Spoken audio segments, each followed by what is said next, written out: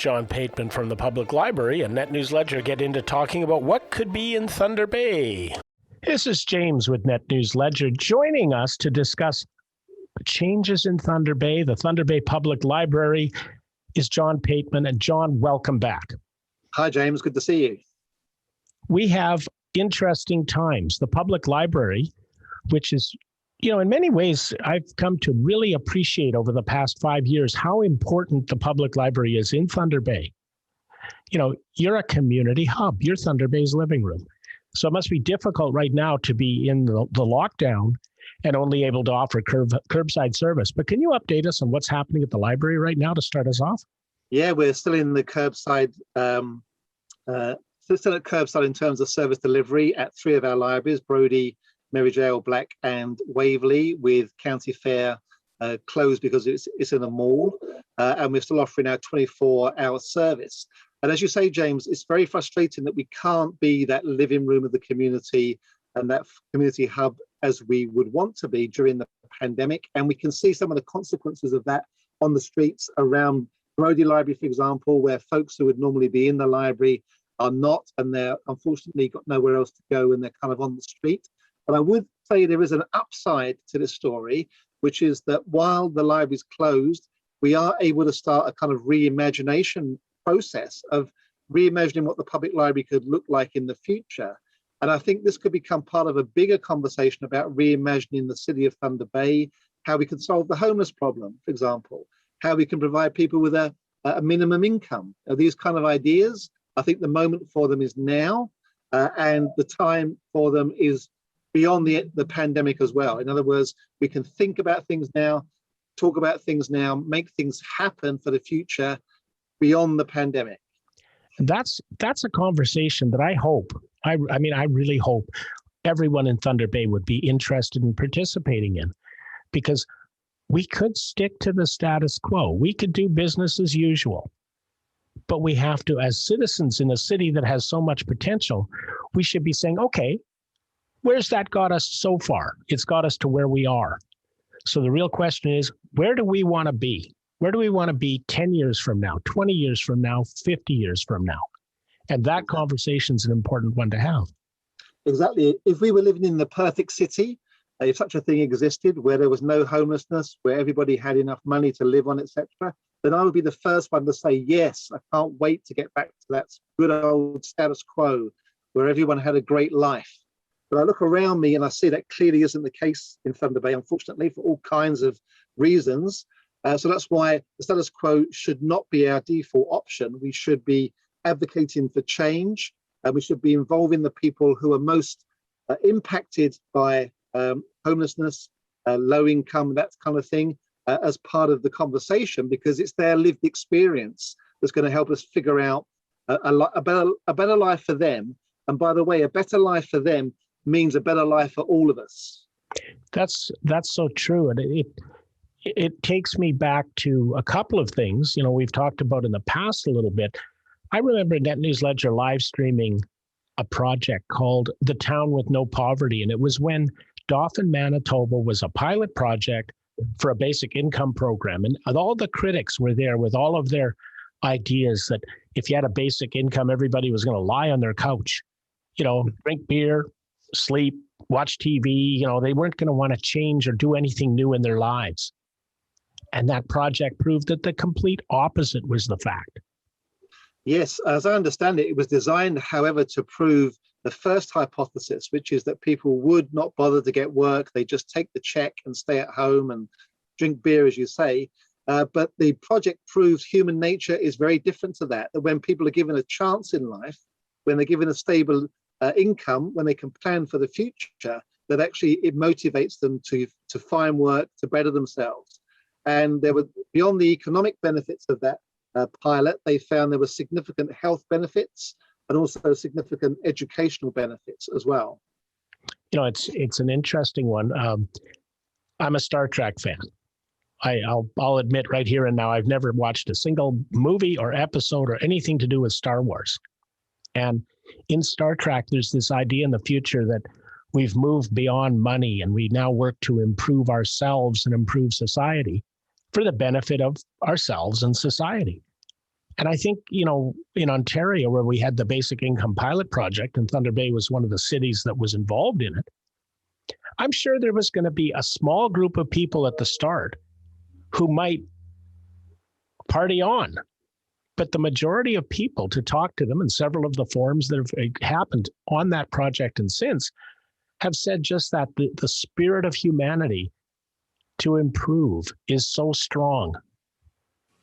Yes, and what I understand from some of the participants in the local program was it was transformative in terms of it was enabling them to think differently about their lives, to plan differently about their lives, and above all, it gave them hope for the future.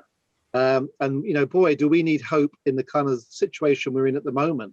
We've got to look beyond the pandemic and say the status quo did not serve us well in the past, and therefore let's reimagine using the ideas of the people who are going to benefit the most from that reimagination. And, it's not just the poor in Thunder Bay. Saturday, I was in downtown Fort William and saw some of what Thunder Bay really can look like, with people passed out on the church steps across from City Hall. There was an ambulance in front of the Thunder Bay Museum picking up and helping someone who was hurt. There were people at the back steps of the church across from City Hall, and they were camped out, for lack of a better term. And what's happening is that the pandemic has shown us how weak some of the social safety net is. And then we end up with these increased costs of healthcare, increased policing costs. We're looking at increased costs in, everything around us. And yet I don't think one single one of the people that you see in those positions woke up one day and said, you know what, I'm going to be sleeping. That's my life goal, because it's not. Absolutely. You actually talk to those people, that is not their life goal. And again, if we decided that was a focus that we should be looking at very closely at, because it would benefit the whole community to solve that problem, we only have to look at Medicine Hat in Alberta, where they did just that. They said the situation is unsustainable. The costs of not dealing with it far outweigh the costs of doing it. Never mind the ruined lives, etc., that it leads to. And they created a situation whereby if somebody was homeless for a certain amount of time, not very long, then they would be given accommodation. And they found, of course, that street crime went down, of course, that hospitalizations went down. Everything got better as a result of that. And now you walk around that city and you don't see the kind of scenes you described in downtown Fort William. It's interesting in Ontario. You'll hear people complain about welfare bums. Well, a single person on Ontario Works in this province gets $360 a month. And if you tried to live on $360 a month, I don't think you can. I don't even think you could eat 3-minute noodles 3 times a day and get through an entire month of having 3 meals a day that way. So we end up with, food bank use is up, and, people get depressed. And off we go, and the problems just magnify. So changing that status quo could make a real difference. Absolutely. And the problem with these very minimal approaches is that the idea is they're going to kind of force people into action, because otherwise they're going to starve. And the action may be that they get a job, but it may be that they feel the need to commit a crime. That's why a basic minimum income is a way better approach, where you've got enough to live on and a little bit extra as well, to maybe save or maybe to put towards your ambitions for the future. That's a Thunder Bay I'd like to live in. Me too. I want to reimagine Thunder Bay, and I want to think about our Thunder Bay and how it can be different after the pandemic. So we've got, the next steps from our conversations that we've been having is to start reaching to the wider community. And I'll invite people to go to Facebook and go to join a page called Our Thunder Bay and start talking about what our Thunder Bay should be. Let's start as a grassroots level talking about it. And then we start bringing in the community groups that can be part of our Thunder Bay in the future and the reimagined Thunder Bay. And then we start bringing in the politicians.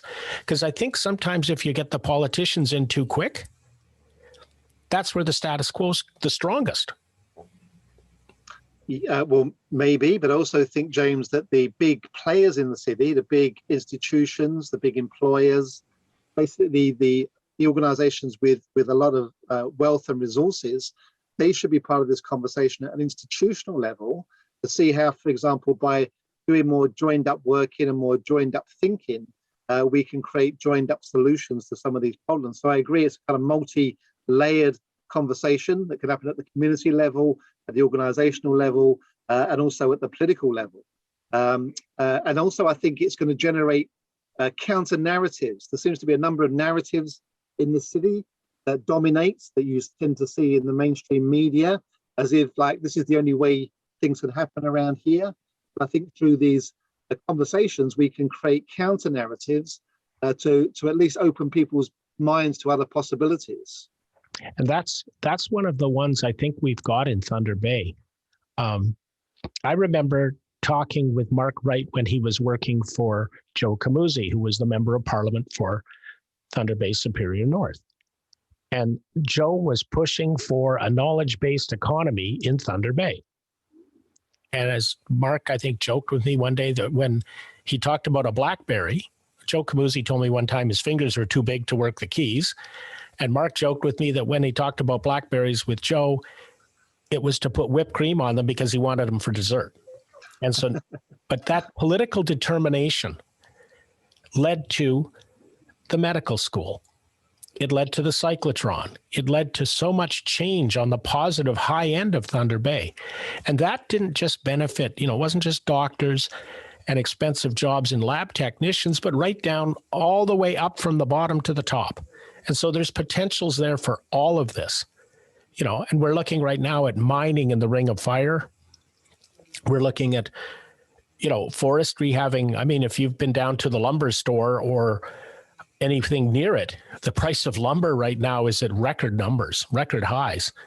People are joking that, a plywood sheet fell in their yard and they've, it's worth more than their house. I can't imagine what housing prices are going to be when a 2x4 is $8 or $9 a piece. And you need one every 16 inches. Yep. Prices are going to go up. And so there's going to be change in this city. Fundamental change is coming. And we have to be ahead of the curve. We do. And also, I think we need to consider infrastructure development, which we seem to be very good at in terms of putting money into facilities, that kind of thing. But also, I think we should be looking at people development and how we can invest our own resources in the people of this city.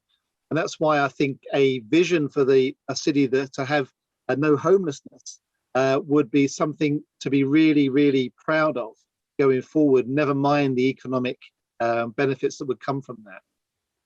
And John, I think from there, let's leave this week's talk off and we'll continue it. But I invite you to share on Facebook, our Thunder Bay, and we'll get this conversation rolling. Thanks, James. See you next week. Take care. Have a good one. You too. To keep up to date, you have to subscribe. You have to hit that like button and hit the notification to stay in touch.